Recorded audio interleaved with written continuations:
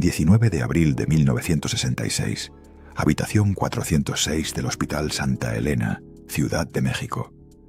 Un hombre de 34 años, rodeado de doctores que ya no pueden hacer nada, pide algo tan simple como un vaso de agua, un sorbo, un alivio.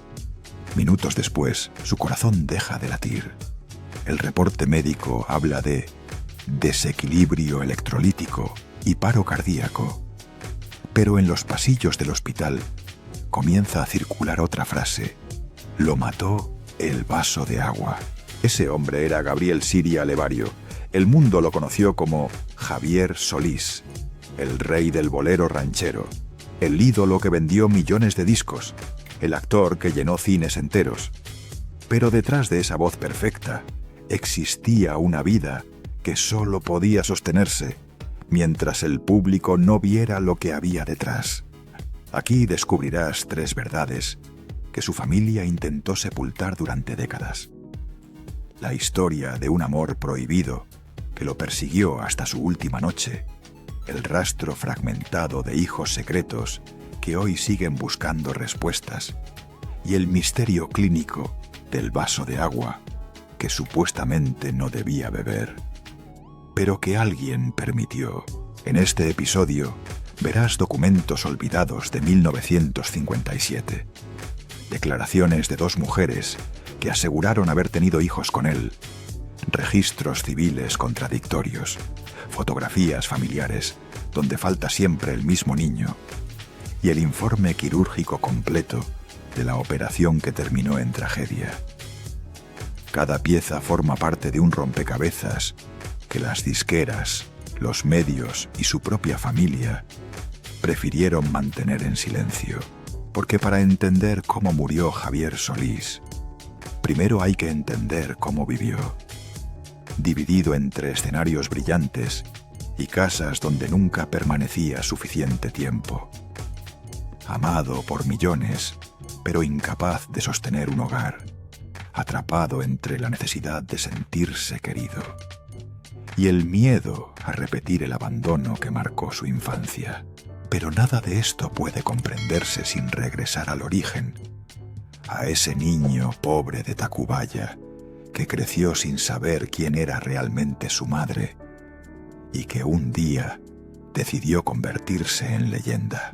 1 de septiembre de 1931.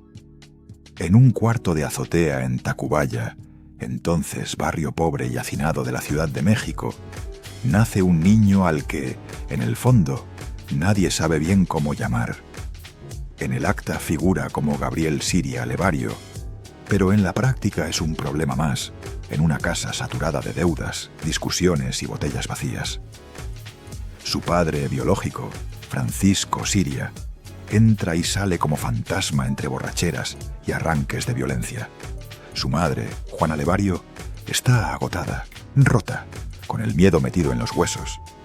En algún momento entre 1931 y los primeros años 30, toma una decisión que marcará a fuego la psique del niño. Lo entrega a su hermano Valentín Levario y a su esposa Ángela López para que lo críen. Para el pequeño Gabriel, esa transacción silenciosa no existe. Él crece llamando papá a Valentín y mamá a Ángela. Ellos le dan techo, comida, cierta ternura dentro de la pobreza. Durante años la mentira funciona, pero como todas las mentiras fundacionales, tiene fecha de caducidad. Ya adolescente, en una discusión doméstica, alguien suelta la frase que lo parte en 2. Ella no es tu madre es Juana. En un segundo, las paredes de la casa se encogen. Gabriel siente que le arrancan el piso bajo los pies. El niño que creía haber sido elegido descubre que fue entregado. No fue un regalo, fue un abandono.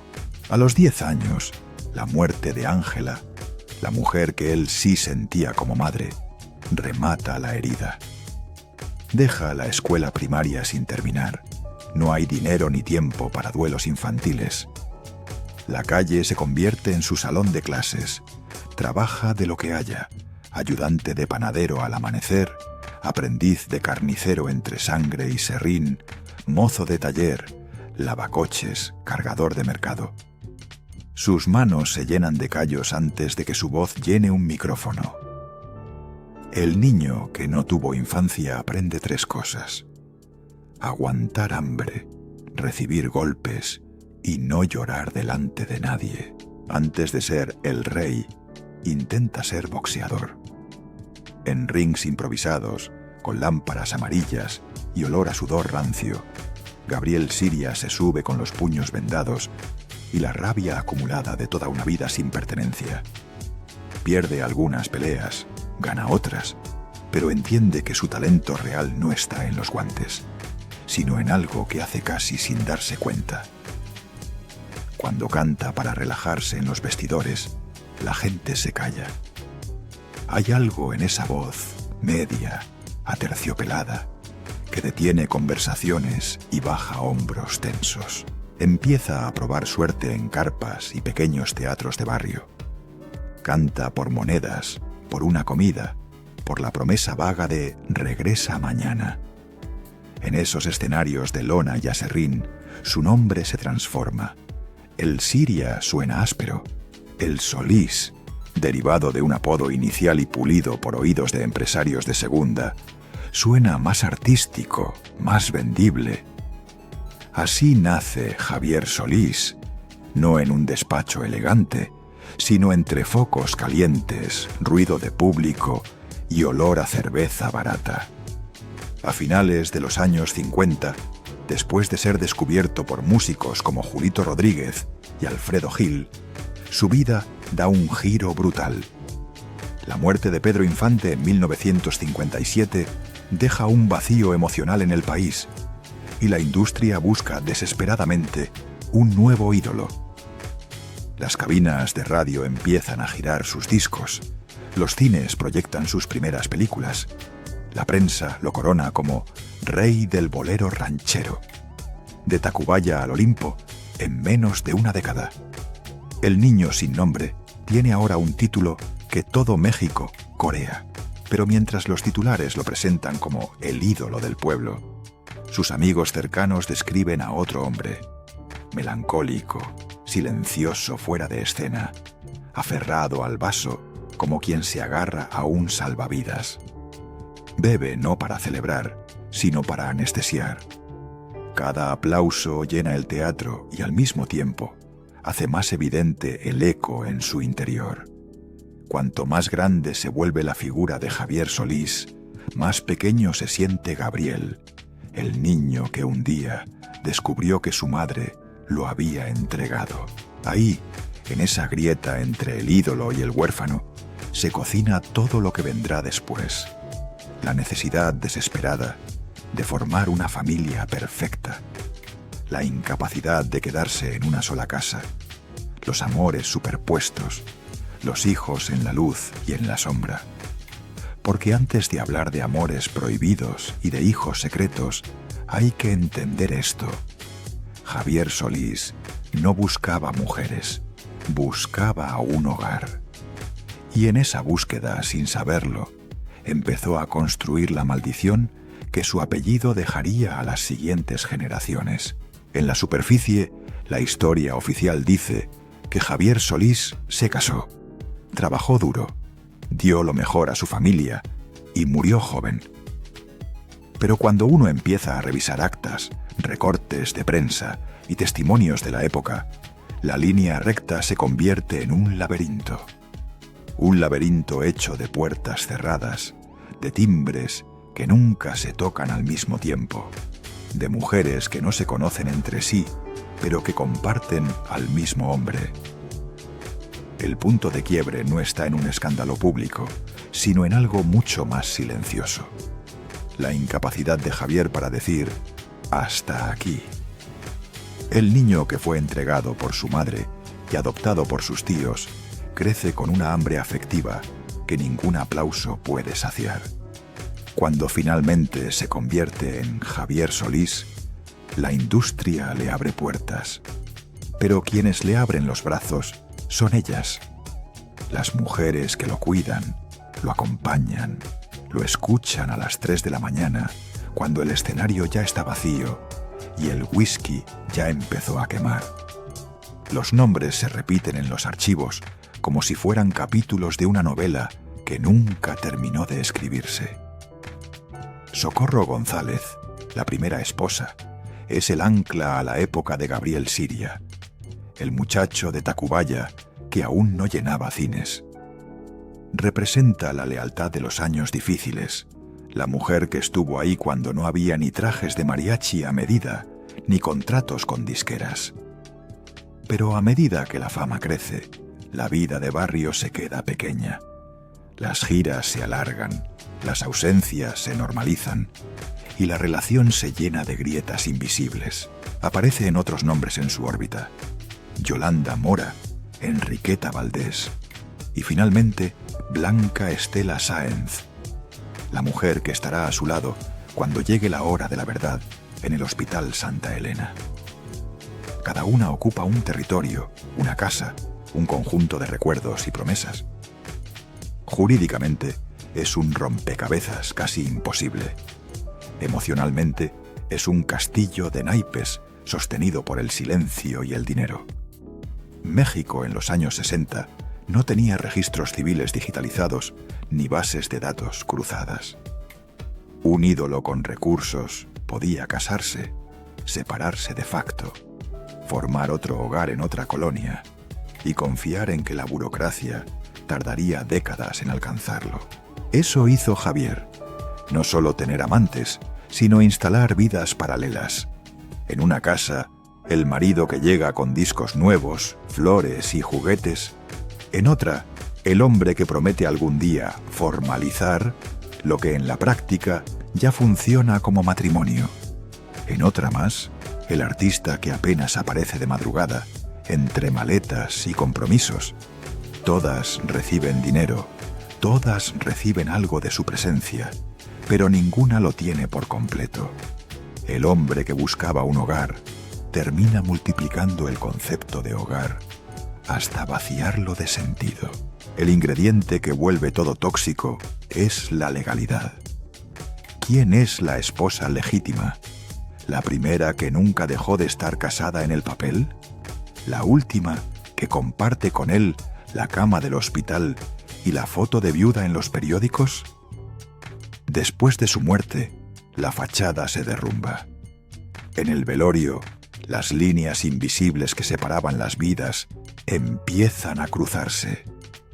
Mujeres que solo se conocían de oídas se ven frente a frente, cada una con su versión de la historia y sus propios documentos en la mano, y detrás de ellas, como sombras que aún no tienen nombre en los archivos, aparecen los hijos. Algunos llevan su apellido, otros solo su sangre. Hay un hijo que intenta seguir sus pasos artísticos y termina atrapado en la comparación eterna. Hay otros que, según demandas dispersas y testimonios recogidos años después, reclaman haber sido producto de relaciones fugaces durante las giras. No hay pruebas concluyentes para todos, pero el patrón es claro. El hombre que fue herido por el abandono repite el abandono, esta vez desde el lugar del padre ausente. El secreto de Javier Solís no es un solo romance prohibido o una sola infidelidad escandalosa. El verdadero secreto es estructural. Construyó un sistema afectivo imposible de sostener. Vivió como si tuviera varios corazones, varios domicilios, varias vidas en paralelo, pero solo tenía un cuerpo y un calendario. Cada gira que añadía para pagar todas esas casas robaba semanas de presencia a sus hijos, oficiales y extraoficiales. Cada "te prometo que pronto estaré más tiempo" era un pagaré emocional que nunca llegaba a vencerse. Cuando el corazón se detiene en la habitación 406, no muere solo un cantante. Se queda sin centro una constelación de mujeres y niños que de pronto descubren que no eran una familia, sino varias familias superpuestas. El amor que quiso dar a manos llenas se fragmentó en tantas partes que al final nadie lo recibió entero. Y en esa grieta, en ese vacío, comenzará la verdadera tragedia de los hijos y de los nietos que heredarán un apellido glorioso y una historia imposible de reconciliar. Cuando Javier Solís murió aquella madrugada del 19 de abril de 1966, dejó tras de sí una colección de casas silenciosas, mujeres desconcertadas y, sobre todo, hijos que nunca recibieron al padre completo. El país lloraba al ídolo, pero dentro de esas paredes donde el duelo no salía en los periódicos, el vacío comenzaba a tomar forma. Y como siempre ocurre en las tragedias familiares, el dolor se reparte de manera desigual.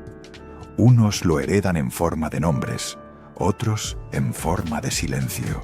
El caso más visible y el más cruel es el de Gabriel Solís, el hijo que llevaba no solo el nombre de su padre, sino la misma contradicción interna. Gabriel nació en un México que idolatraba a Javier como si fuera un santo popular. Los discos se vendían por millones, los cines proyectaban su rostro en pantalla gigante y la radio repetía su voz día y noche. Pero en casa, el niño crecía con un padre que entraba y salía como un desconocido con traje caro. Javier era generoso, sí, pero la generosidad no es lo mismo que la presencia. Pagaba escuelas, ropa, juguetes. Nunca faltaba lo material, pero siempre faltaba él. A mediados de los años 60, mientras Solís filmaba películas a un ritmo frenético y grababa álbum tras álbum para Columbia Records, Gabriel esperaba en casa escuchando pasos que nunca llegaban. En las entrevistas, Javier hablaba del amor, de la familia, del hogar ideal que soñaba construir. Pero la realidad era un mosaico roto. Demasiados escenarios, demasiados compromisos, demasiadas casas que visitar, demasiadas promesas que no alcanzaban a convertirse en hechos. Cuando Javier murió en 1966, Gabriel era todavía joven, pero lo suficiente mayor para entender que la figura que el país idolatraba no era el mismo hombre que él había intentado conocer. De pronto, la pregunta se volvió inevitable. ¿Cómo ser hijo de una leyenda cuando nunca fuiste hijo del hombre? A partir de ahí comenzó lo inevitable, la comparación eterna. Si Gabriel intentaba cantar, le exigían sonar como su padre. Si intentaba alejarse del mundo del espectáculo, le reprochaban dejar atrás el don heredado. No había camino correcto. Cada posibilidad estaba atrapada en el espejo multiplicado de un apellido demasiado grande. Y luego estaban los otros. Los niños que vivían en la sombra, los que fueron mencionados en testimonios dispersos después de la muerte de Solís. Mujeres que mostraban fotografías, cartas, fragmentos de promesas que Javier hizo durante sus giras, cuando el cansancio y la soledad lo empujaban a buscar un refugio emocional en cada ciudad. Ninguno de esos casos llegó a resolverse plenamente en tribunales. Ninguno se convirtió en escándalo oficial. Pero la existencia misma de esos reclamos, repetidos, constantes, coincidentes, revela un patrón que no puede ignorarse. La vida emocional de Solís era más ancha que sus registros civiles. Para esos hijos no reconocidos, la tragedia fue doble. No solo crecieron sin un padre, crecieron viendo a México llorar por él como si lo hubiera conocido íntimamente. Crecieron escuchando Sombras nada más, mientras se preguntaban por qué no fueron parte de la vida de ese hombre, cuya voz acompañaba a todo un país, excepto a ellos. Esos hijos, reales o presuntos, fueron los primeros depositarios de la ambigüedad legal que Javier dejó sin resolver. Eran producto directo de la herida original. Un niño abandonado que sin querer repitió la historia desde el lado del padre ausente. Y cuando llegó la lectura de la herencia, la verdad cayó como piedra. Los papeles nombraban a unos, ignoraban a otros. La ley abrazaba a quienes la burocracia reconocía y dejaba fuera a quienes habían heredado solo fragmentos de amor y presencia. Las familias paralelas se encontraron por primera vez, no en un bautizo ni en una fiesta navideña, sino en un funeral. Ningún niño está preparado para entender que su padre amado por millones dejó atrás una red de afectos rotos imposible de recomponer. El hijo perdido no es uno, son todos. Gabriel con su apellido maldito, los otros con sus silencios y sus dudas, todos llevando la misma carga. Una ausencia que se convirtió en ADN emocional. Porque la verdadera tragedia del rey del bolero ranchero no fue morir joven. Fue dejar tras de sí una generación entera buscando un padre que nunca llegó a tiempo. La madrugada del 13 de abril de 1966, Javier Solís entra caminando por la puerta del Hospital Santa Elena, en la colonia Roma. No es un ingreso de emergencia, no llega en ambulancia, no está inconsciente. Llega por decisión propia, con un malestar que llevaba meses ignorando. Dolores intensos en el costado derecho, náuseas, episodios de fiebre, una fatiga que ni el aplauso más ensordecedor lograba esconder. Tenía apenas 34 años, pero su cuerpo parecía haber vivido 3 vidas. Los médicos le explican que necesita una colecistectomía, la cirugía para remover la vesícula biliar. Es un procedimiento común, rápido, de bajo riesgo, según el lenguaje clínico. Javier firma los papeles con esa mezcla de confianza y resignación que tienen los hombres acostumbrados a luchar solos contra todo. A las 10:00 de la mañana lo trasladan al quirófano. La intervención dura poco más de 1 hora y, según los reportes médicos, se realiza sin complicaciones. Pero la verdadera historia empieza después. En el postoperatorio, Javier está consciente, habla poco, respira con dificultad. Se queja del dolor, pregunta por Blanca Estela Sáenz, la mujer que estaba con él en ese periodo de su vida. Los doctores le dan analgésicos, suero, reposo. Un enfermero, según versiones recogidas años después, lo escucha pedir agua. Agua simple, agua fría.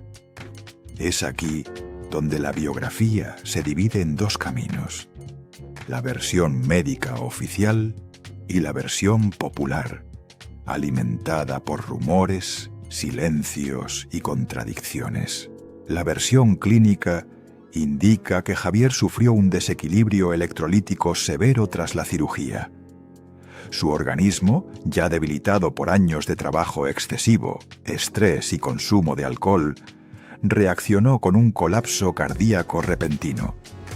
Es un cuadro posible, documentado, frecuente en pacientes debilitados que atraviesan cirugías abdominales, pero la versión del pueblo cuenta algo distinto. Cuenta que Javier pidió un vaso de agua, que un asistente, por descuido o por ignorancia, le dio agua fría y que esa ingesta provocó un choque interno fulminante. La frase "lo mató un vaso de agua" se convirtió en mito inmediato, una forma simple, casi poética, de explicar la muerte absurda del hombre que parecía invencible. La realidad es más dura. No fue el agua, fue el desgaste. Año tras año de giras sin descanso. Noche tras noche, anestesiando la tristeza con alcohol. Un cuerpo agotado sosteniendo a varias familias, a varias vidas superpuestas, a un nombre que ya era demasiado grande incluso para él. El 18 de abril, la situación empeora. Javier respira con dificultad creciente. Hay reportes de taquicardia complicaciones metabólicas, debilidad extrema. Blanca Estela lo visita. Los médicos entran y salen. El personal intenta estabilizarlo. Pero el corazón del rey del bolero ranchero está fallando. A las 5:25 de la madrugada del 19 de abril de 1966, en la habitación 406, se declara su muerte. Y entonces comienza la otra tragedia. Las puertas del hospital no se abren solo a la prensa, sino también a las mujeres de su vida. Socorro González, la esposa legal según documentos. Blanca Estela, la compañera en sus últimos días. Otras mujeres que compartieron capítulos con él. Cada una llega con su verdad en la mano, con papeles, con recuerdos, con reclamos, con lágrimas, con niños que llevan su apellido o su sangre. El rumor del vaso de agua sirve para explicar la muerte, pero no explica el caos que la sigue. En cuestión de horas, se hace evidente lo que Javier jamás logró conciliar en vida, que su ausencia constante no se podía reemplazar con regalos y que su amor fragmentado dejó heridas que el testamento no sabría resolver. El certificado de defunción registra paro cardíaco por desequilibrio electrolítico. Ese es el documento oficial.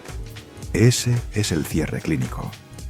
Pero para millones de mexicanos y para su propia familia, la verdadera causa está en otra parte. En una vida demasiado intensa, demasiado dividida, demasiado rota. Porque la muerte de Javier no comienza con un vaso de agua. Empieza muchos años antes, con un niño que aprendió a sobrevivir sin una familia y que, sin saberlo, repitió ese destino en los hijos que dejó atrás. El cuerpo de Javier Solís todavía no había sido llevado al Panteón Jardín cuando otra batalla empezó a gestarse. Silenciosa primero, feroz después. México lloraba al ídolo, pero puertas adentro, en salones privados, en despachos de abogados y oficinas de disqueras, comenzaba la disputa que él nunca tuvo el valor o el tiempo de ordenar en vida. ¿Quién heredaría al rey del bolero ranchero? Porque si algo dejó claro su muerte en la habitación 406 del Hospital Santa Elena, no fue solo su fragilidad física, sino la fragilidad legal en la que vivían las personas que lo amaban. Javier construyó varias vidas, varios hogares, varios amores, pero solo dejó un nombre, y ese nombre se convirtió en campo de guerra. La batalla empezó con una pregunta aparentemente simple. ¿Quién era la esposa legítima? En los documentos oficiales, Socorro González seguía siendo la esposa reconocida por el Estado. Era el vínculo legal más antiguo, el que nunca se anuló formalmente. Pero en la vida diaria de Javier, la que lo acompañó en giras, en noches de estudio, en silencios de hospital, era Blanca Estela Sáenz, la misma mujer que estuvo a su lado cuando pidió aquel vaso de agua que marcaría el mito de su muerte. El país vio dos viudas. Los abogados vieron dos reclamaciones. La historia vio un conflicto que nunca debió existir. El problema no era solo quién era la esposa. El verdadero problema era qué quedaba para disputar. Javier trabajó como pocos artistas de su tiempo. Películas, conciertos, giras extenuantes, discos que se seguían vendiendo incluso meses después de su muerte. Pero el dinero, como el amor, se diluía entre dos mundos, entre casas que mantener, familias que sostener, promesas que cumplir. No había planificación financiera, no había división patrimonial, no había testamento. Y cuando no hay testamento, el caos encuentra terreno fértil. En cuestión de días, abogados comenzaron a aparecer como si surgieran de las grietas mismas del piso, cada uno con una teoría distinta, cada uno con un documento que probaba algo: recibos, contratos, cheques, acuerdos informales, arreglos verbales que se convirtieron de pronto en evidencias. Y detrás de cada papel, una mano, una historia, una herida. Las disqueras tampoco perdieron tiempo. Columbia, la casa que lanzó a Javier a la inmortalidad, reclamó derechos de regalías, control de másters y porcentajes retroactivos. Era 1966. Los contratos de artistas eran rígidos, a menudo injustos, y casi siempre favorecían a la compañía.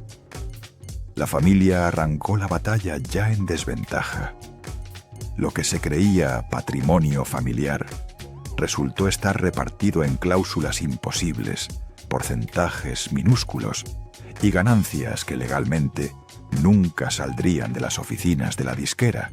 Mientras más buscaban, menos encontraban. Las casas estaban a nombre de unos, los vehículos a nombre de otros, algunos bienes a nombre de terceros, utilizados para mantener la discreción. En vez de un testamento claro, lo que Javier dejó fue un mapa roto, piezas aisladas de una vida vivida en exceso, en silencio y en paralelo. Y entonces vino lo más doloroso. A medida que la disputa crecía, comenzaron a aparecer personas que reclamaban ser hijos, presentándose con fotografías, cartas, recuerdos, fragmentos de vida que jamás encajarían del todo en los expedientes notariales. La pregunta ya no era solo quién heredaba, era quién era familia. Los tribunales se vieron obligados a revisar actas, a verificar parentescos, a entrevistar testigos. Las audiencias se hacían largas, tensas, humillantes.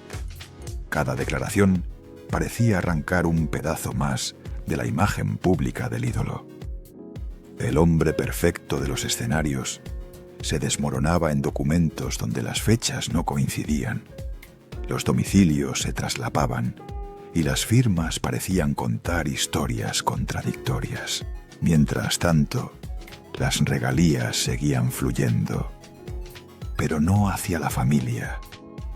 Los abogados, como siempre, cobraban puntuales. Las disqueras, como siempre, ganaban terreno. Las viudas, como siempre, perdían tiempo y vida. A finales de los años 60, quedó claro que la pelea no tenía ganadores posibles. Que lo que Javier dejó no era un tesoro, sino una sombra. Que la herencia real no era económica, sino emocional. Fractura, confusión, ausencia, porque la fortuna de Javier Solís no se evaporó en una cuenta bancaria. Se evaporó en la imposibilidad de unir en muerte lo que él nunca unió en vida. Una muerte no cierra una historia, a veces la abre. Y la de Javier Solís, lejos de sellar su legado, dejó un vacío que se expandió hacia adelante, como una grieta que alcanza a los que ni siquiera habían nacido cuando él cantaba Sombras nada más. Porque la tragedia verdadera no terminó con su corazón detenido en aquella madrugada de abril de 1966. La tragedia siguió caminando con el apellido Siria Levario, infiltrándose en cada generación que vino después. Los hijos crecieron entre versiones contradictorias sobre su padre. Gabriel, el más visible, cargó toda la vida con el peso de un apellido que era demasiado grande y demasiado hueco al mismo tiempo.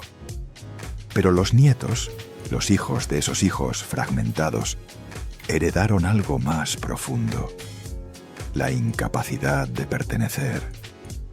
Ese sentimiento silencioso que Javier conoció desde niño, cuando descubrió que su madre biológica lo había entregado. En varias entrevistas recogidas años después, miembros de la familia describen un patrón que se repite como un eco. niños que crecen con padres ausentes, jóvenes que buscan refugio en adicciones, adultos que no logran construir vínculos estables.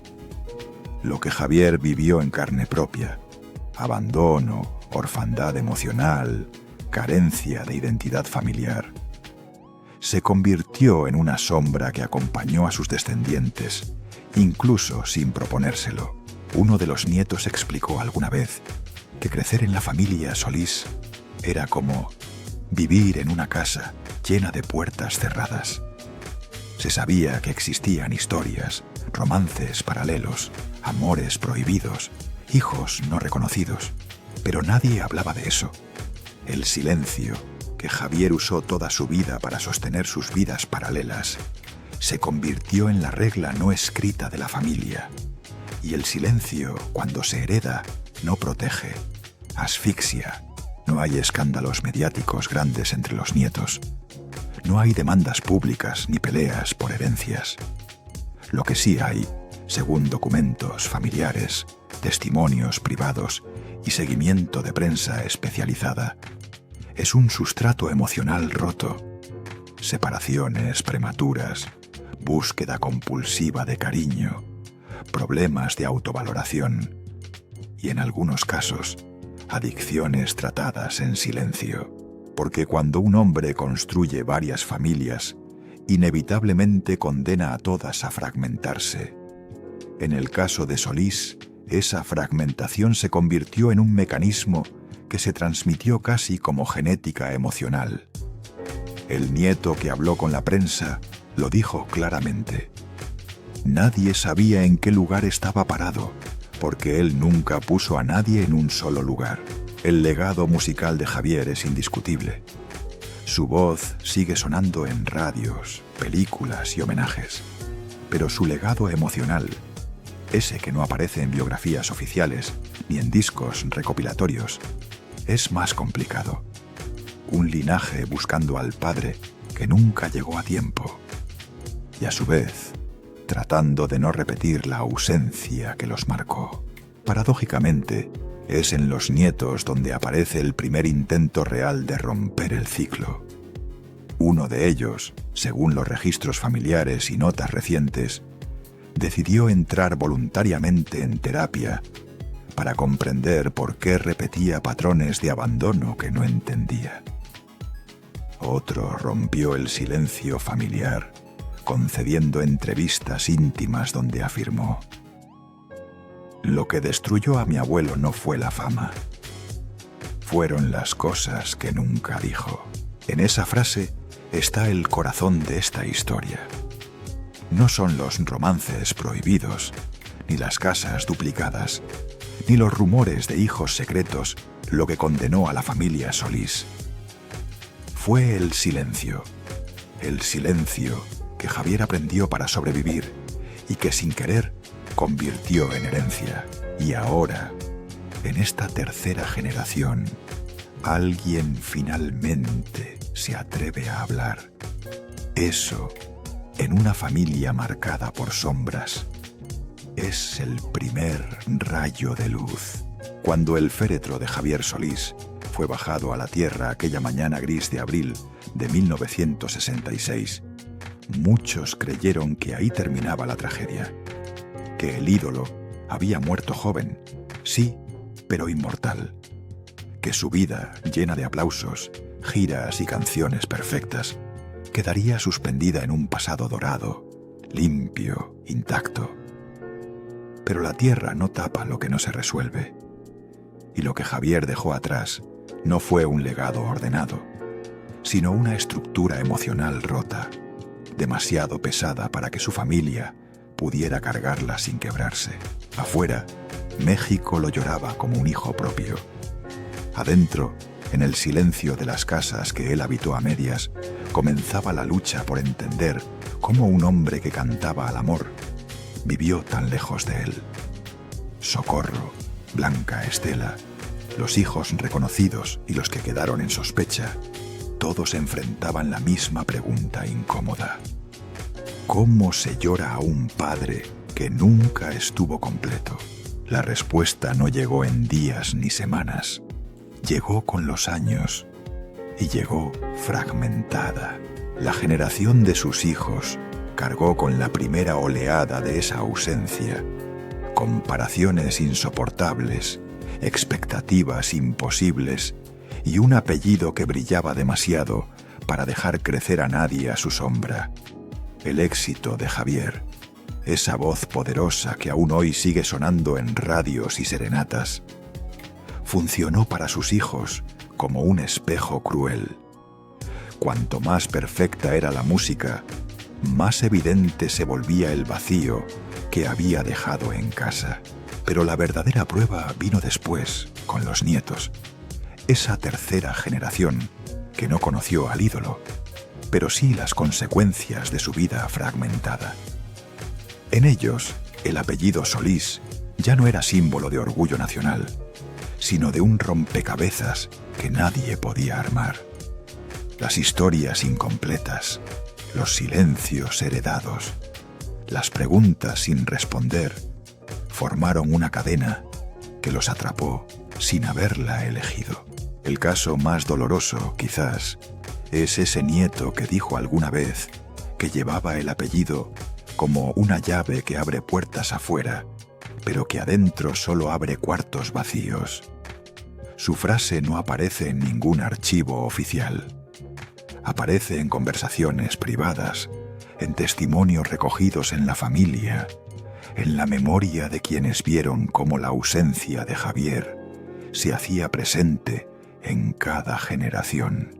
Y sin embargo, entre tanta sombra, hubo un punto de quiebre, un instante, pequeño pero decisivo, cuando uno de los nietos, cansado de historias truncas, de silencios, de expectativas, se sentó frente a un terapeuta y dijo por primera vez: «Quiero entender de dónde viene mi dolor». Ese gesto, mínimo pero monumental, marca la primera vez que alguien en la familia Solís decide romper el ciclo. Porque todo el desastre, los amores superpuestos, los hijos desorientados, las disputas, los rumores, las versiones encontradas sobre su muerte, tiene una raíz común: el silencio. El silencio que Javier aprendió de niño cuando le ocultaron quién era su madre. El silencio que mantuvo con sus parejas para sostener varias vidas a la vez. El silencio que sus hijos usaron para no hablar del padre ausente. El silencio que los nietos heredaron sin saber de qué estaban huyendo. La historia de Javier Solís termina donde comenzó, en la búsqueda de un hogar. Solo que esta vez, ese hogar no se construye con casas, contratos ni canciones. Se construye con la verdad. Y la verdad, aunque duela, libera. Quizás ese sea el legado final del rey del bolero ranchero. Enseñar, sin quererlo, que ninguna voz, por perfecta que sea, puede cantar por encima de lo que calla.